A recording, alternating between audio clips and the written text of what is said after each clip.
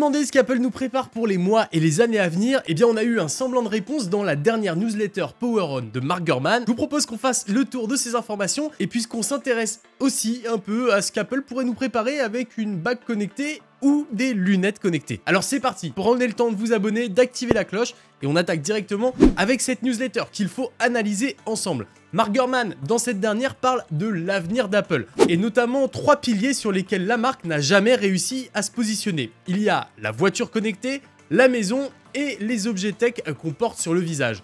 Alors malheureusement, on sait que l'un d'entre eux a été abandonné par le passé. Vous le saviez peut-être ou peut-être pas, Apple travaillait ardemment sur le développement d'une voiture connectée, d'une voiture Apple qui aurait été totalement intégrée dans l'écosystème de la marque. Un projet qui a été annulé en avril, si je dis pas de bêtises, et mis totalement de côté par la marque parce que trop complexe et trop cher à réaliser encore pour le moment. Ce qui laisse donc à Apple 2 autres points sur lesquels il faut se positionner et s'ils ont été capables de créer des objets, nos objets préférés, pour nos poches, pour nos sacs à dos avec les Mac et les iPads ou pour nos poignets avec les Apple Watch, eh bien les technologies portées sur le visage, elles n'ont pas encore eu vraiment un succès. Il y a eu une vraie tentative avec le Vision Pro, un appareil qui se veut très élitiste par son prix et qui peine du coup à positionner Apple face à la concurrence et notamment face à Meta avec les Ray-Ban Meta, mais aussi avec les Quest 3 et Quest 3S qui sont ces casques de réalité mixte. Et c'est quelque chose qu'on avait déjà évoqué par le passé. Mark Gurman s'attend à ce que l'équipe qui est au centre de l'écosystème Vision chez Apple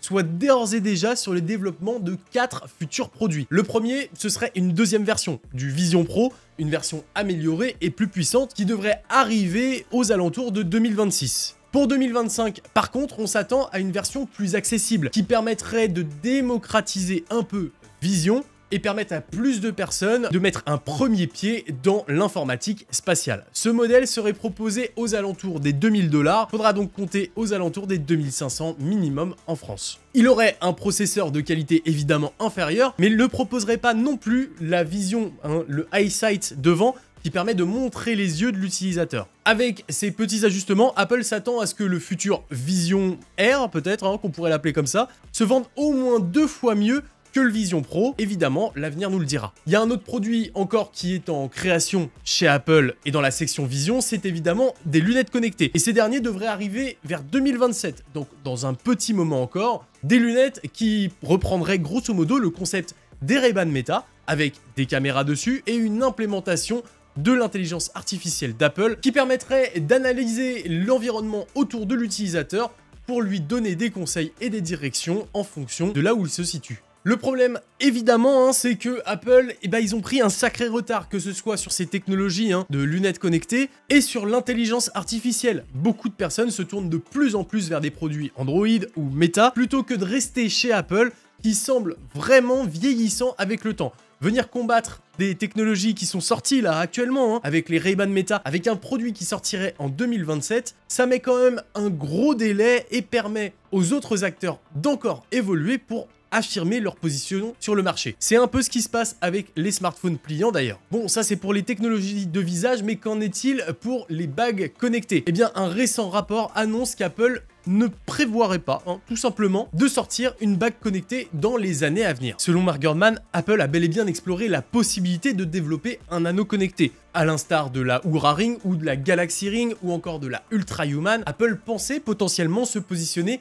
sur ce secteur des bagues connectées, mais aurait finalement abandonné l'idée et préférerait démocratiser encore plus l'Apple Watch. En fait, on s'attend à une nouvelle version de l'Apple Watch SE avec un boîtier en plastique qui permettrait de baisser encore le prix et de rendre plus accessible l'accès à la montre connectée d'Apple. Vous pouvez donc vous tourner vers la Ultra Human Ring Air que moi j'utilise depuis plus d'1 an maintenant. Je vous mets un lien d'ailleurs en description si ça vous intéresse. Personnellement, j'adore cette bague, elle est tout le temps avec moi et en plus, elle est stylée. Pour finir, parlons du volet maison connectée, et c'est un sujet qu'on a très peu entendu chez Apple. Bon, ils ont sorti plusieurs produits maison, mais pas vraiment à un point où on pourrait les considérer comme de vrais concurrents à Amazon ou à Google. On a évidemment l'Apple TV, l'expérience télé par Apple que beaucoup apprécient, et puis évidemment les HomePod et HomePod mini qui permettent une diffusion sonore vraiment agréable.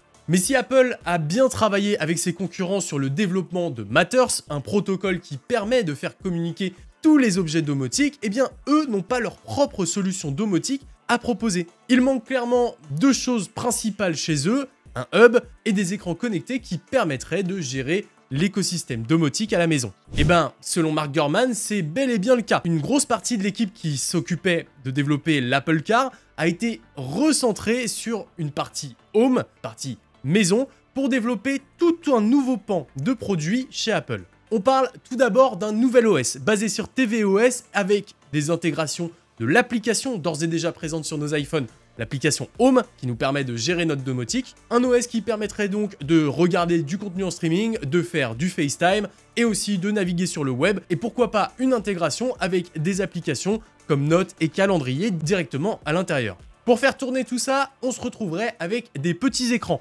positionnables un peu partout à la maison et à des prix accessibles, un peu à l'instar d'un petit iPad. L'idée serait de retrouver des petits hubs de gestion domotique un peu partout dans la maison, équipés de ce fameux Home OS. Pour terminer, un appareil de table, un appareil posable viendrait équiper la gamme, un concept qui semble être assez similaire à ce que Amazon avait proposé avec l'Echo Show 10. On parle d'un socle enceinte proposant un son de haute qualité, probablement l'interne d'un HomePod, avec en son sommet un élément rotatif disposant d'un écran qui pourrait permettre de faire des vidéoconférences, de regarder du streaming, mais aussi de diffuser du son de haute qualité, et intégrant Apple Intelligence pour comprendre ce qui se passe dans la salle, comprendre qui regarde l'écran, et proposer des fonctionnalités précises en fonction. Cet appareil de table, ce robot Apple, si on peut l'appeler comme ça, serait proposé aux alentours des 1000 € et viendrait donc créer les débuts d'un monde domotique chez Apple. Apple Intelligence, que ce soit sur le développement des lunettes connectées, que ce soit sur le développement des produits pour la maison, est un pilier central qui permettra une interaction entre l'utilisateur et son monde. C'est donc le point principal qu'il faut qu'il finisse de développer et qu'il